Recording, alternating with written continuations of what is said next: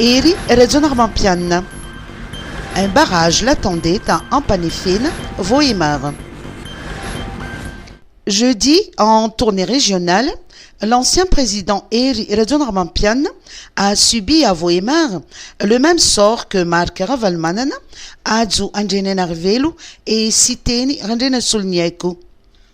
À Ampanefin, à l'entrée de la ville de Vohemar, il est tombé sur un barrage érigé par la gendarmerie locale pour l'empêcher d'accéder à la ville. Les gendarmes lui ont indiqué qu'ils ne font qu'obéir aux ordres de leurs supérieurs. Une situation qui a exaspéré le coordonnateur national du HVM, Riv Rakutvaou, qui estime que son parti et l'ancien président ont toujours observé la légalité dans leur démarche. Les dirigeants du HVM dénoncent ainsi un réel abus, ainsi qu'une entrave à la libre circulation et à la liberté d'opinion. Ce n'est qu'au terme de mouvements de protestation de ses partisans que le leader du HVM a finalement pu rejoindre la salle de meeting, où la population de cette ville d'agriculteurs l'attendait.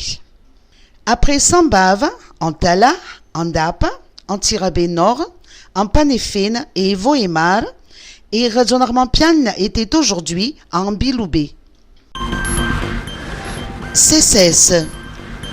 L'université morte s'amplifie. Le ton se durcit au niveau de l'enseignement supérieur.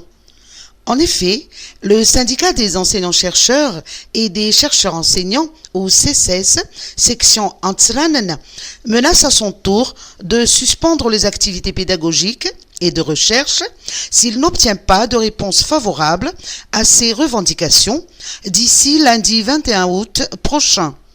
Pour rappel, le CCS Antananarivo a lancé depuis mi-juillet le mouvement Université morte en attendant les réponses des autorités compétentes. De son côté, la section Fianarantsoa a également décidé cette semaine d'entamer une grève et de ne pas terminer l'année académique en cours. Les revendications du CCS portent entre autres sur le paiement des heures supplémentaires, des indemnités de vacation des années universitaires de 2018 à 2022, des indemnités de recherche et d'investigation depuis 2018 des enseignants-chercheurs retraités. Formation. Des référentiels pour 9 métiers techniques. Du nouveau dans la formation à Madagascar. La restitution des référentiels de 9 métiers techniques par Tech Futura s'est déroulée à Tolaniaro. Il s'agit des métiers de maçon, peintre, conducteur d'engins de manutention, conducteur d'engins de travaux publics, soudeur, plombier, mécanicien industriel, échafaudeur et électricien industriel.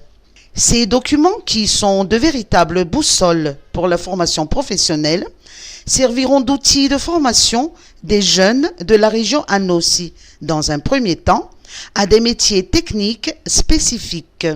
Ces référentiels, conçus minutieusement pour répondre aux besoins réels du monde professionnel, définissent l'ensemble des compétences nécessaires pour chaque métier. Ils garantissent que la formation est parfaitement adaptée aux attentes du terrain, assurant aux jeunes formés des opportunités d'insertion professionnelle optimales.